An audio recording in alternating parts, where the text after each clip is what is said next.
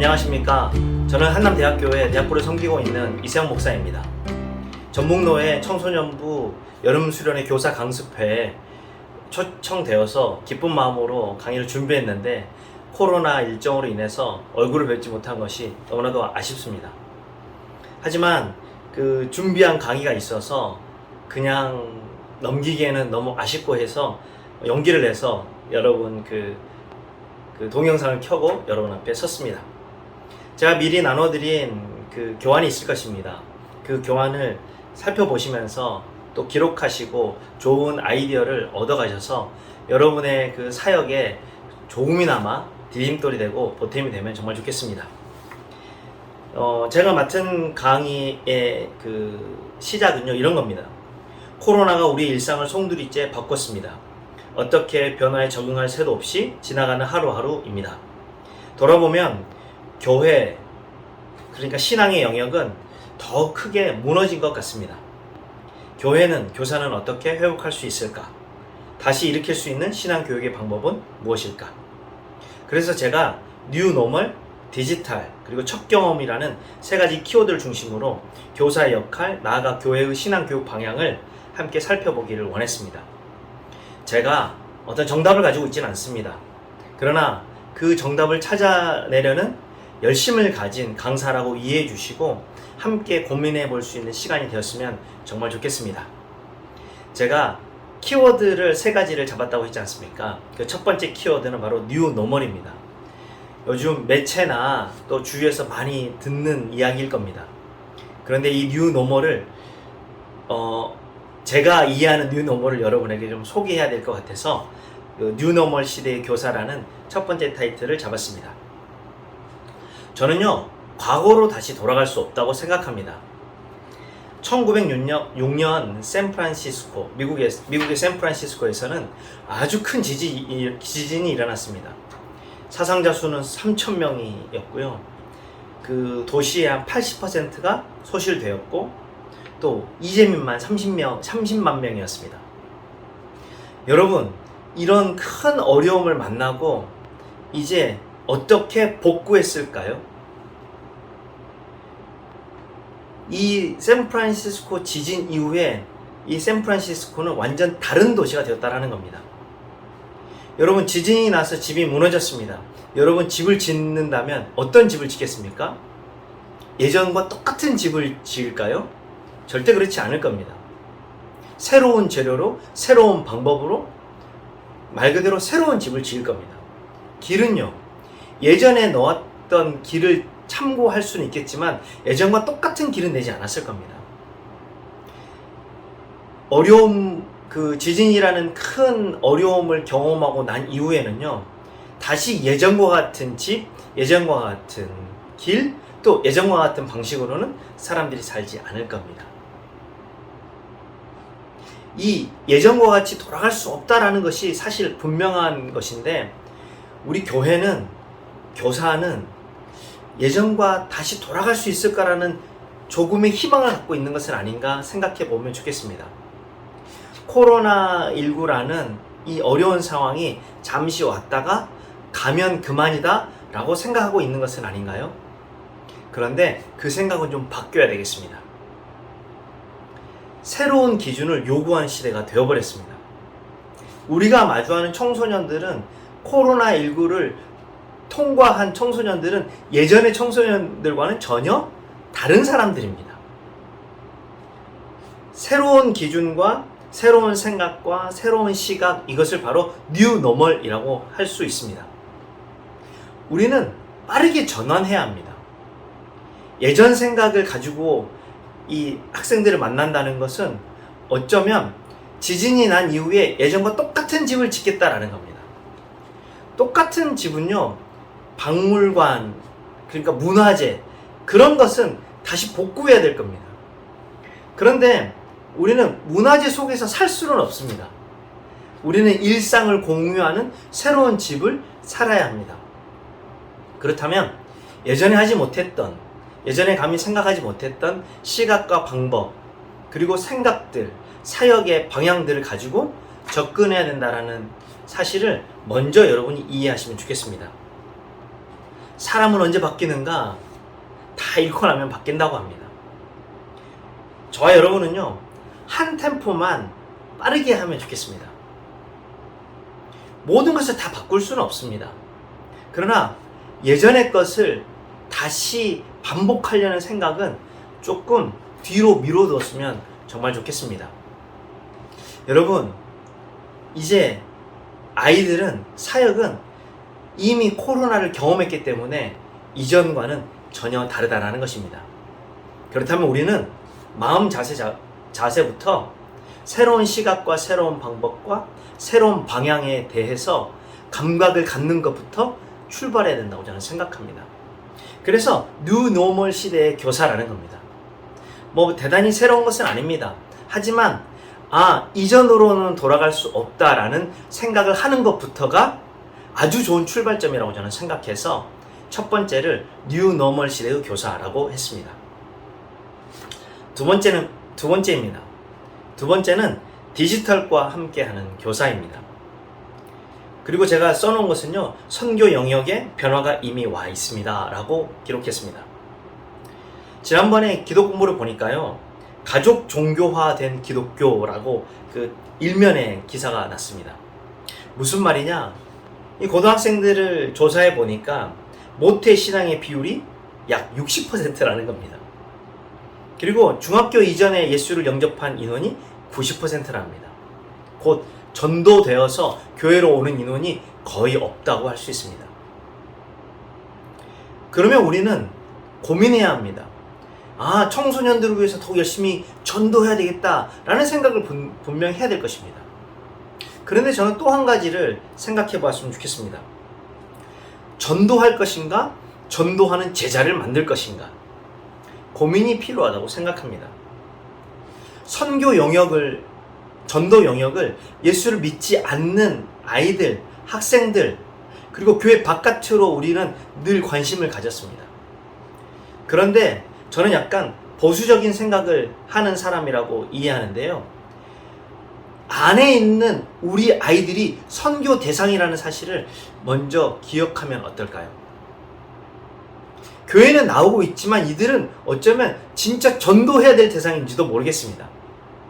모태신앙이 60%다 그러면 부모님의 성화에 못 이겨, 혹은 가정의 평화를 위해서 그냥 앉아있는 아이들도 많다고 이해해야 합니다.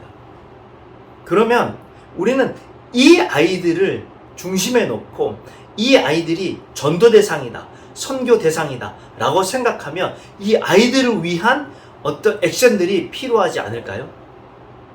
그래서 저는 새로운 생각과 새로운 시각과 새로운 방법이라는 뉴 노멀 다음에 디지털과 함께하는 교사라는 타이틀을 만들면서 디지털과 함께하는 그 영역은 어디인가 라고 했을 때 그 첫 번째로 지금 우리 교회에 다니고 있는 아이들이라는 사실을 깊이 여러분과 함께 이해하면 좋겠다 싶어서 넣었습니다.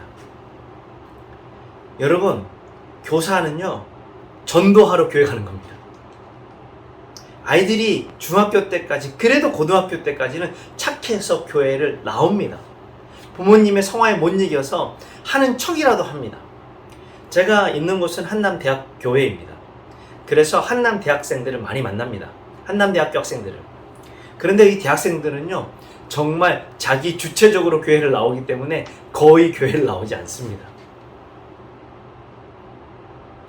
정말 이 고등학교를 졸업하면 이 아이들을 붙잡고 이야기할 시간조차 확보하기가 어렵다라는 말씀을 꼭 드리고 싶습니다.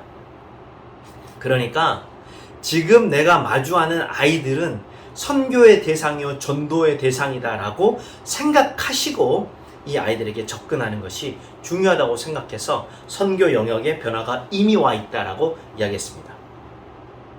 그러면 우리의 선교 영역은 지금 교회에 나와 있는 아이들입니다. 그리고 제가 두 번째로 이야기했습니다. 써놨는데요. 청소년들이 머무는 공간으로 찾아가야 합니다. 여러분, 예전에는요, 교회 와라 그랬습니다. 그런데 이제는요, 우리가 그들이 있는 곳으로 가야 하는 것이 맞습니다. 왜요?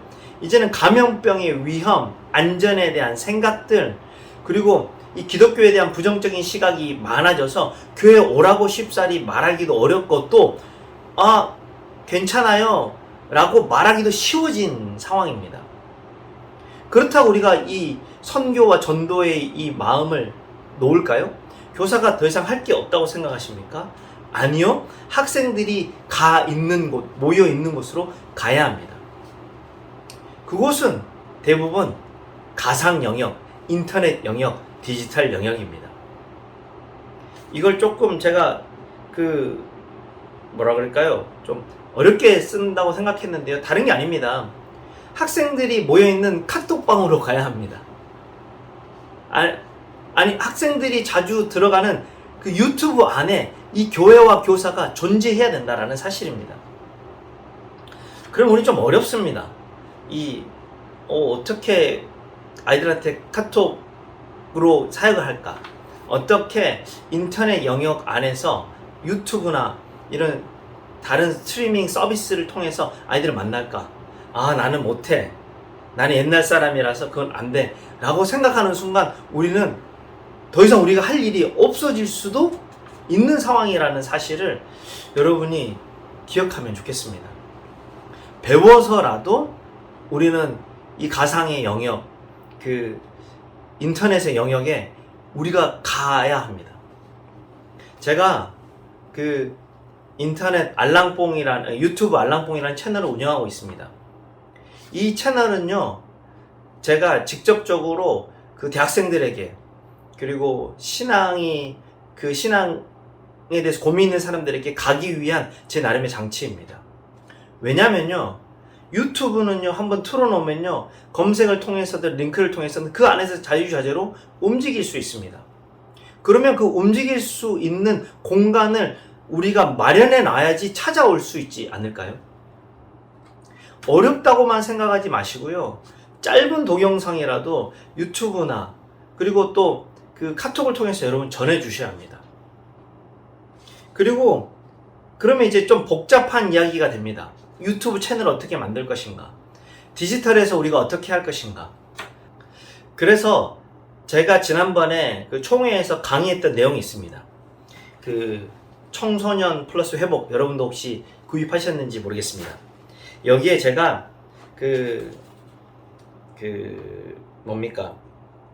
언택트 시대 청소년 교육이라는 이 짧은 글을 기고했습니다. 여기에 어떻게 하면 이 유튜브를 통하여서 청소년 사역을 이어갈 것인가, 나름대로 11가지를 정리해가지고 기록해 두었으니까요. 이거를 참고하시고 궁금하신 것이 있으면 언제든지 제게 연락 주시면 제가 도움을 할 수 있는 만큼 도움을 드리겠습니다. 그리고 오늘 교사 강습회에서는요, 여러분이 디지털 영역, 새로운 청소년들이 모여 있는 곳으로 내가 가야 한다라는 사실만 아는 것만으로도 저는 귀한 배움이라고 저는 생각합니다. 어려워 힘들어하고 안 하는 게 많거든요. 그러다 보면 진짜 할 게 없어지는 지금 시대가 되지 않았을까 저는 생각합니다. 그래서 어떻게든지 이것을 시도하셔야 됩니다. 정말 하고 싶은데 너무 모르겠다, 저한테 연락 주십시오. 그러면 제가 전화 상담으로라도 영상 통화로라도 한번 연결해서 말씀드리고 싶습니다. 그래서 이 두 번째에서는 꼭 기억해야 될 것은, 지금 우리 아이들, 교회 나온 아이들이 선교의 대상이고, 또 우리는 그 아이들이 모여 있는 곳으로 찾아가야 된다라는 사실을 강조하는 부분이니까요. 여러분이 기억하면 좋겠습니다. 그런데 이제 이 아이들이 찾아가는 데 있어서요, 저는 어떤 개념을 여러분한테 말씀드리고 싶냐면, 느슨한 연대라는 것을 말씀드리고 싶습니다. 청소년들에게 밀착으로 교제하고 관계하면 너무 좋겠습니다. 그런데요, 그게 어렵기 때문에 아예 시도조차 못하고 있을 때가 많다고 생각합니다. 그러면 그 벽을 어떻게 넘을 것인가? 제가 여러 가지 것을 보면서 이 선택한 단어와 개념은요, 느슨한 연대입니다. 어떻게 해서든지 아이들하고 연대를 가져야 합니다. 그 연대가 느슨해도 괜찮습니다. 꼭 아주 가깝고 밀착해야 뭔가가 할 수 있는 게 아니고요. 느슨한 연대. 그러니까 선생님한테 한번 전화 한번 할 수 있을까? 아니면 선생님이 우리 아이한테 전화하거나 카톡하거나 연락하는데 그 꺼리낌이 없을 만큼 해도 돼라는 수준의 만큼 그 느슨하지만 연대를 갖는 일이 너무 중요합니다. 저는 그 느슨한 연대를 가질 수 있는 방법으로서 유튜브나 뭐 카카오톡 채널 그리고 카톡 뭐 그런 것들을 활용하는 겁니다. 찾아올 수 있는 공간을 만들어주고 또 우리가 그 아이들의 공간을 찾아가는 그 시도 그리고 그 존재를 알리는 것, 그게 저는 느슨한 연대라고 생각합니다. 그러니까 포기하지 마시고 어렵다고 이거 젊은 사람들이 할 거야 나는 이제 더 이상 할 게 없네 라고 생각하지 마시고요. 미리 두려움에 포기하지 마시고요. 할 수 있습니다. 10초짜리 동영상 뭐 20초짜리 동영상 만들어서 애들한테 보내보세요. 그 보내는 내용이 중요한 것이 아니라 그 보냈다라는 것으로 말미암아 그 느슨한 연대가 이루어지는 것이고요. 그것을 통해서 아이들이 교회 공동체 안에 머물 수 있고 또 깊은 신앙의 그 경험들을 할 수 있는 기회를 만들 수 있지 않을까 생각합니다. 세 번째는요. 제가 첫 경험이라는 키워드를 가지고 왔습니다. 첫 경험의 길동무가 되는 교사라고 썼습니다. 여러분, 여전히 경험과 체험이 중요합니다. 저는요, 1997년부터 이 청소년들과 함께 했습니다.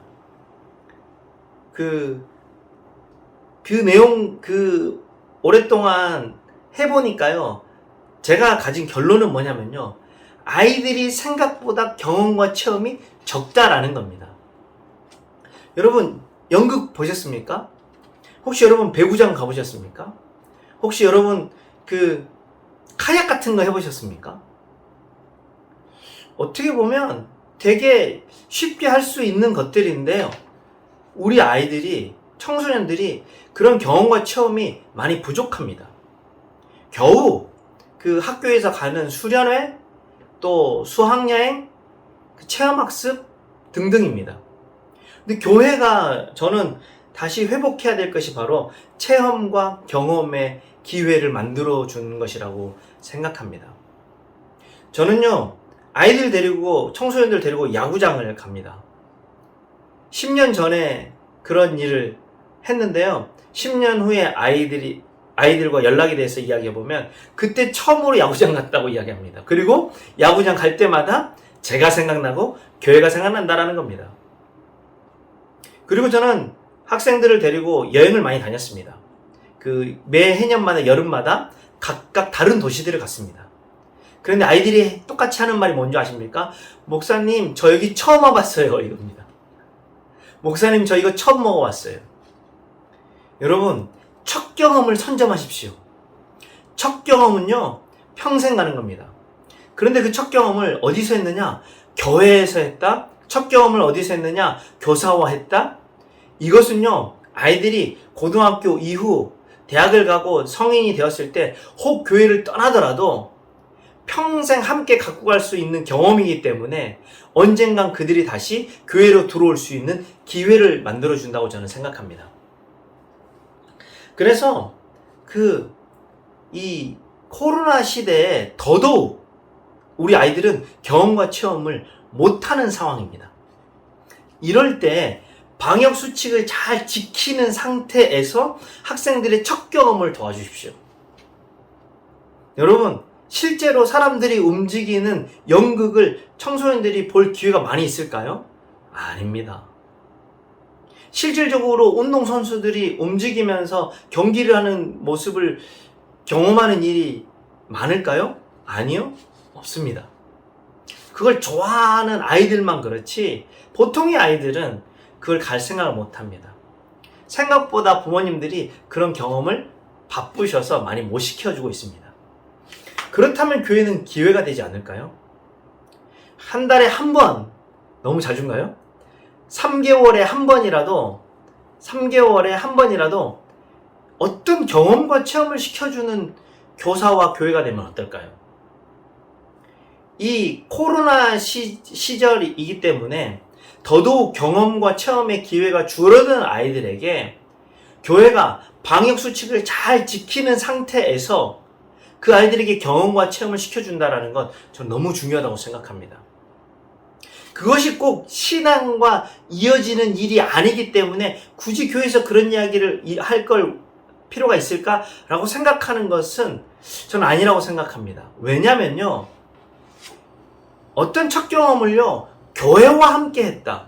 어떤 첫 경험을 교회 학교 교사와 함께 했다. 그것은 평생 가는 것인데요, 그것은 평생 교회와 교사를 기억할 수 있는 기회가 된다는 것입니다. 어떤 선생님은요, 산을 좋아합니다. 그래서 우리는 내가 맡은 반 아이들을 한 달에 산 하나씩 가겠어. 그럼 1년에 12번입니다. 그리고 그 12번 정상에서 찍은 사진들을 묶어서요, 아이들한테 그 사진첩을 건네줍니다. 그러면 올라갈 때는 막 너무 선생님 싫어요. 너무 더워요. 추워요. 왜 내가 이런 방에 걸려서 산에 갔을까 할지라도요, 여러분. 5년 후, 10년 후, 20년 후에 만약에 그 사진첩을 발견한다? 그러면 그에게는요, 산과 교사와 교회가 연결되는 인생이 되는 겁니다. 그렇다면 만약에 그가 성인이 됐을 때 교회를 떠나 있을지라도 나이를 먹고 뭔가 종교적인 것에 관심을 가질 때 그 후보로 교회가 1순위가 되지 않을까요?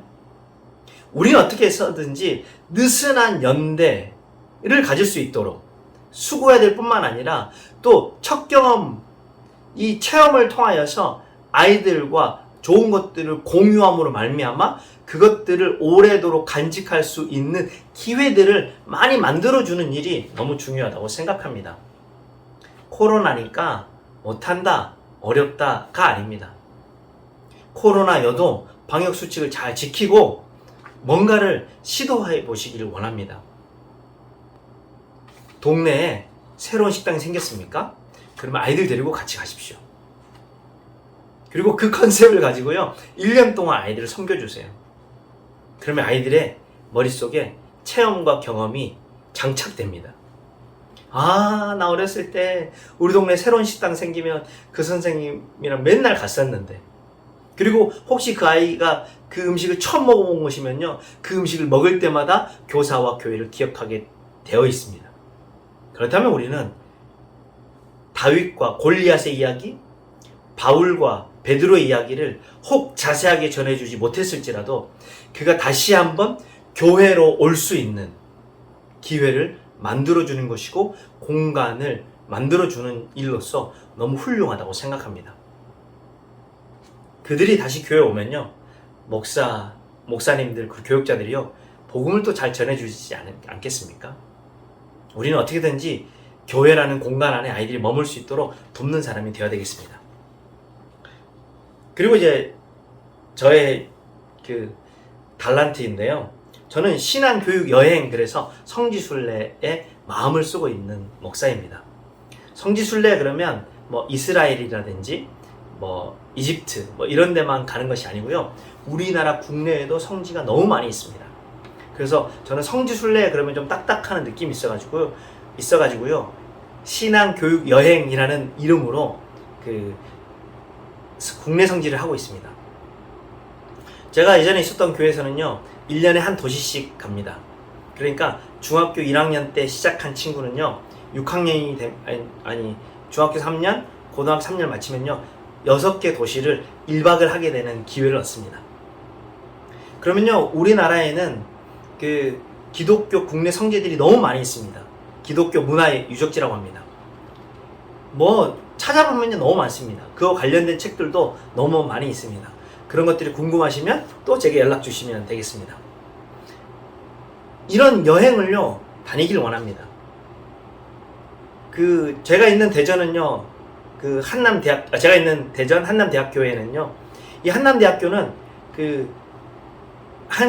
남장로교 선교사님들이 지은 학교입니다. 그래서 한남대학교 안에 선교사촌이 있습니다. 그리고 이 한남대학교에서 잘 배우셔서 또 방글라데시와 파키스탄으로 선교를 가셨다가 순직하신 정성균 선교사님의 이야기도 있습니다. 그러면 아이들과 함께 이 선교사촌을 방문하고 또 정성균 선교사님의 그 기념관을 보고 또 이야기를 듣고 또 이 대전 이 한남대 근처에서 맛있는 음식을 먹고 하루를 보내는 겁니다. 그게 신앙교육 여행입니다. 전국에 이런 곳이 많이 있지 않겠습니까? 여러분이 사시고 있는 전주에 얼마나 많이 있습니까? 전주 예수병원, 선교사묘원, 그리고 뭐 신흥학교, 그리고 조금만 가면 김제 금산교회, 그런 데를요 방문하십시오. 그런데 너무 신앙 쪽으로만 가르칠 수도 있겠지만 조금 가벼운 마음으로 선생님 차 타? 그러면서 야 맛있는 거 먹으러 갈 거야. 그러면서 여기 한번 들리자 하고 선교사 묘를 들리는 겁니다. 내용에 대해서 잘 모르면 인터넷 찾아보면 많이 나오니까요. 뭐 간략한 이야기만 해줘도 괜찮습니다. 그리고 여러분 그 한 학기마다 한 군데씩 가면요. 중학교 3년, 고등학교 3년, 6년 동안요 12곳을 갈 수 있습니다. 12도시를 갈 수 있습니다. 그 12도시가 어떤 도시입니까? 아이들이 처음 가봤던 도시들이 됩니다. 예를 들어서 강경을 갔습니다. 그러면 그 아이가 평생을 살면서 처음 가본 도시라고 생각하면 평생을 살면서 강경을 오게 되면 항상 여러분이 생각날 겁니다. 아, 나 강경 와봤어. 그때 선생님이랑 뭐 만두를 먹었어. 아, 강경 오니까 젓갈이 유명하다 그래서 아, 나 젓갈 별로 안 좋아하는데 선생님이 젓갈을 먹어보라 그래서 아, 많이 남겼어. 그런 기억 그리고 그런 경험이요 평생 가는 것이라고 저는 생각합니다. 여러분 그렇지 않습니까? 그래서 이제 신앙교육 여행을 제안해 드립니다. 가까운 곳도 좋습니다. 멀리면 1박 2일도 좋습니다. 교회 프로그램 안에서도 해도 되고 여러분 교사들이 개인적으로라도 아이들 데리고 다녀보면 얼마나 좋을까요? 부모님들이요? 너무 좋아할 겁니다. 그래서 다른 거 안 하셔도 됩니다. 기독교 문화유산인 곳을 한 곳 들리고 아이들한테 그 동네 맛집을 소개해 주시고 그것을 먹여주십시오.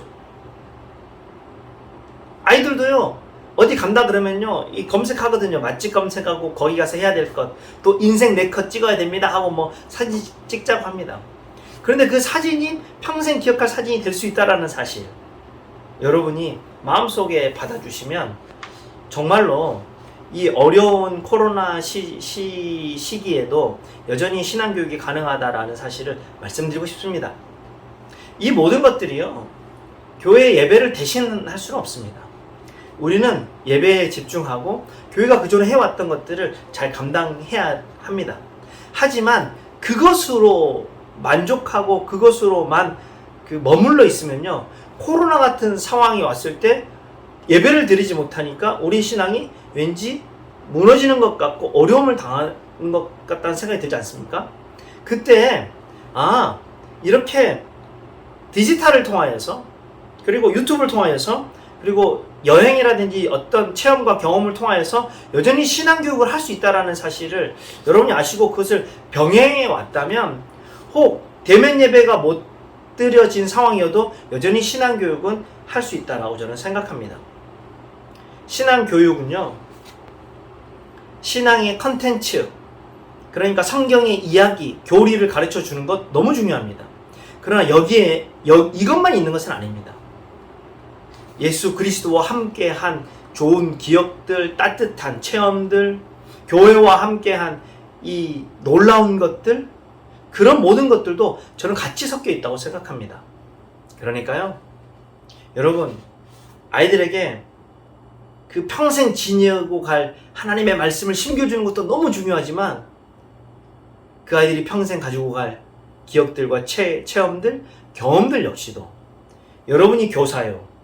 여러분 그 교사요 또 교회가 그것들을 제공해 준다면 우리 아이들이 혹 대학을 가고 나서 어른이 되어서 신앙을 잠깐 떠나 있을지라도 다시 돌아올 수 있는 기회를 만들어 준다고 저는 확신합니다. 제가요 오직 너희 기쁨을 돕는 자가 되려 함이니 라는 고린도전서 1장 24절을 참 좋아합니다. 우리는 어떻게 해서든지 기쁨을 도와줘야 됩니다. 이 아이들이 기쁨을 많이 잃어버린 세대가 아닌가 싶습니다. 그때 우리 아이들을 어떻게 기쁘게 할까? 그래서 제가 키워드 3개를 잡은 겁니다. 새로운 방법과 시각과 방향으로 나아가야 합니다. 기쁨을 주려면요. 두 번째, 그들이 우리가 기쁨을 도와줄 대상은 우리 아이들이고 그 아이들이 있는 곳을 찾아가야 된다라는, 그래서 디지털과 함께하는 교사라는 것을 했고요. 세 번째, 그 아이들과 경험, 첫 경험, 체험, 그리고 여행이라는 이것들을 통하여서 함께하면 좋겠다. 그래서 첫 경험이라는 키워드를 가지고 여러분과 함께 했습니다.